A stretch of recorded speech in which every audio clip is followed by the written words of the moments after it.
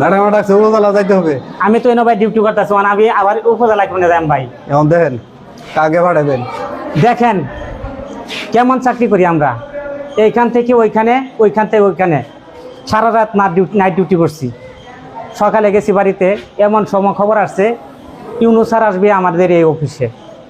কি করব ভাই, দুঃখের কথা।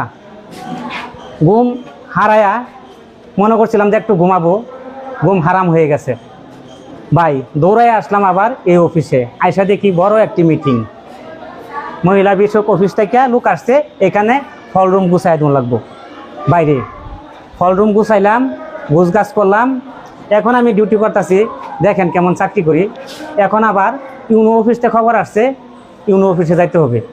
বাইরে সারা জীবন কষ্ট করে গেলাম, আমাদের আর সুখ হলো না। আমাদের গায়ে সরকারি পোশাক, নামে গ্রাম পুলিশ, পুলিশ কিন্তু পেটে ভাত নাই।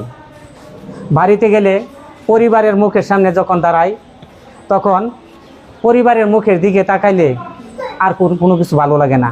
আমাদেরকে দেখলে তাদের ঘৃণা হয়।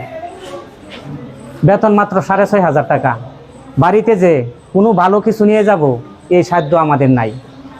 আর ঋণের গানি টানতে টানতে তো জীবন শেষই। মনে হয় যে আমরা বেঁচে থাকতে, যতদিন বেঁচে থাকবো ঋণ শেষ করতে পারবো না। ও কবরে চলে গেলেও এই ঋণের দাবি নিয়ে আমাদের যাইতে হবে। এমন চাকরি করি।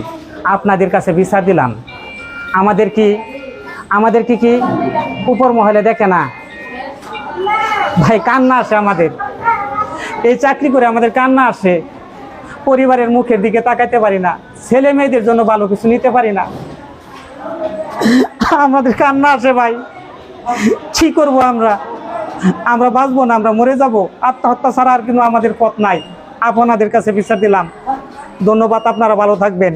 আর আমাদের কথাটা একটু